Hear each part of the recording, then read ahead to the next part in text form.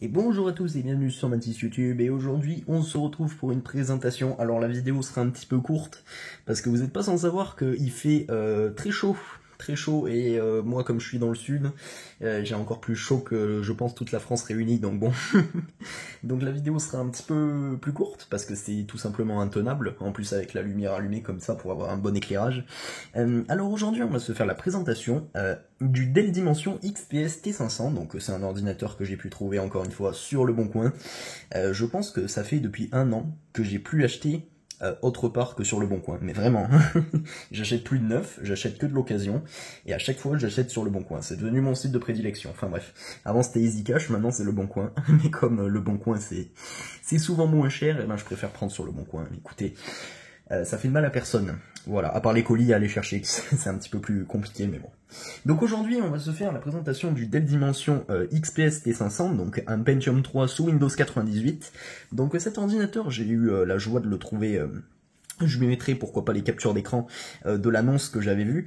En fait, c'est une personne qui habite un petit peu loin, je sais plus où est-ce qu'elle habite, mais il me semble que c'est vers le milieu de la France, vers Paris, un truc comme ça, qui m'a vendu ce très joli Dell. Alors les Dell comme ça fait très longtemps que j'en cherche, parce que tout simplement ils sont vieux et ils sont idéaux pour le rétro gaming.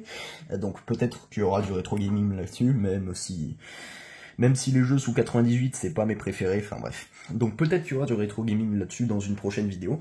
Et vous allez voir que la personne a été très sympa parce qu'elle m'a envoyé avec ce Dell. Donc oui, c'est un petit peu risqué d'envoyer ça, surtout en période d'été, parce que souvent ce sont des stagiaires qui font des stagiaires, plutôt des gens qui font des jobs d'été, voilà c'est le mot que je cherchais, qui trient les colis et qui font pas forcément attention, ou des personnes malveillantes qui les volent, enfin bref. C'est vraiment pas la meilleure période pour envoyer ce genre de colis.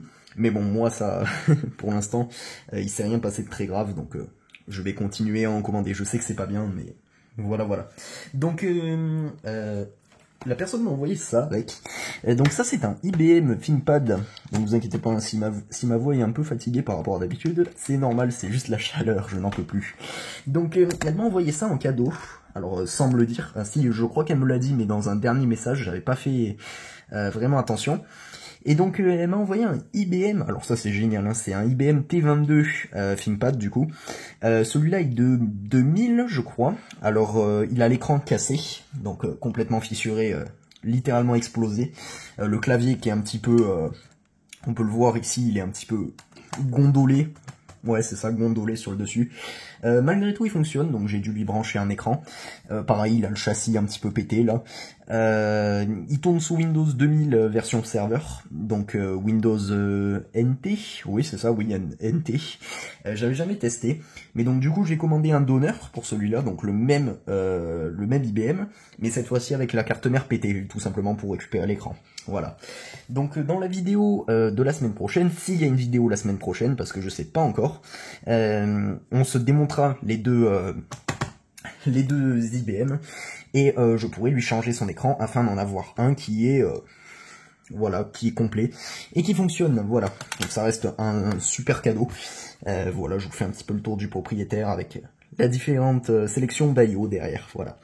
Donc voilà, ça c'était l'IBM ThinkPad T22. Voilà.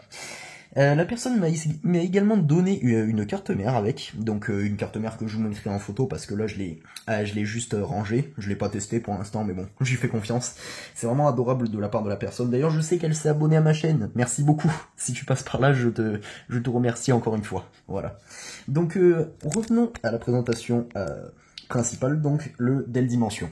Alors ça, voilà, je vais essayer de le tourner un petit peu. Alors on peut voir que c'est une très belle architecture de l'époque. Tout est à sa place, c'est ça que j'aime chez Dell, c'est souvent super bien rangé, c'est souvent fait pour être plus pratique. Comme par exemple sur les Optiplex, on avait fait le GX1 la dernière fois, on voyait que c'était très bien arrangé et que c'était fait pour perdurer dans le temps, malgré qu'il y ait eu beaucoup de problèmes sur ce genre de Dell Dimension. Alors pas sur ma version à moi, donc celui-là est un Pentium 3 à 500 MHz, mais il y a eu également des versions en Pentium 2, donc je saurais pas vous dire les fréquences, mais il y a eu énormément de problèmes sur les versions Pentium 2, voilà. Donc pourquoi, me demandez pas, mais il y a eu des problèmes de mort subite avec la carte mère qui qui cassait à chaque fois, voilà. Donc je vais vous faire un petit peu le tour du propriétaire. Nous avons un disque dur ici, de 20 Go si je me souviens bien. Nous avons la carte graphique qui est une ATI Rage, je me souviens plus non plus, mais je crois que c'est une ATI Rage. Enfin bref. Donc ça va être une présentation, surtout pour vous le montrer, hein, pas pour rentrer dans les détails. Une très belle alimentation juste là, le heatsink juste là, donc je vais parler un petit peu en anglais. Ça c'est le capot qui permet de conduire l'air, donc vous voyez que Dell, il savait faire ça déjà à l'époque. On le voit aujourd'hui sur nos Optiplex avec ces espèces d'énormes caches plastiques, bon c'est un peu chiant à démonter, mais qui sont là pour faire... un meilleur airflow, si on peut appeler ça comme ça. Donc on a différentes cartes d'extension. Donc ça c'est une carte, je saurais pas dire, une carte d'extension je crois. Et en dessous on a la carte réseau, voilà la carte réseau à câble. Donc voilà, donc ça c'est l'intérieur avec deux lecteurs. Ceux-là je sais pas s'ils sont d'origine, mais bon il y en a deux, voilà. Je sais que sur des versions, il n'y en a qu'un seul, enfin bref. C'est toujours bien de les avoir. Et le petit lecteur floppy juste là, ça couplé à nos 512 MO de RAM. Donc voilà, ça c'était pour la présentation de l'intérieur. Maintenant, je vais faire peut-être une petite coupure et je vais l'allumer, voilà, pour vous montrer qu'il fonctionne. Donc moi je vous dis à tout de suite. Voilà, je suis de retour, je viens de tout rebrancher, donc ce sera sur mon écran de test, hein, donc je vais être obligé de faire un petit zoom, un petit peu dégueu, mais bon, on s'en fout un peu. La vidéo est complètement bordélique, hein, je sais, c'est parce que je dois en faire une toutes les semaines, honnêtement, que je la fais, parce que j'avais que ça à vous proposer, mais bon.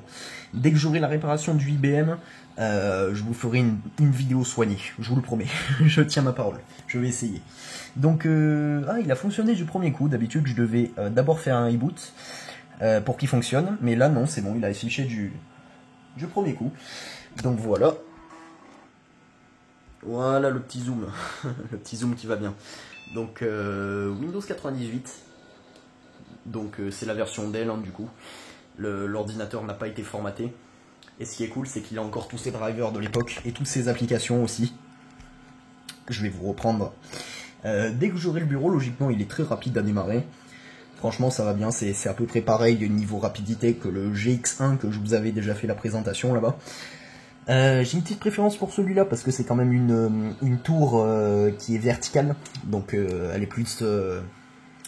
ça fait plus professionnel que ça, là-bas c'est pour mettre sous un écran, sous un gros tube cathodique de l'époque. Alors il faut savoir que le plastique aussi vieillit plutôt mal, il a tendance à se casser, mais bon.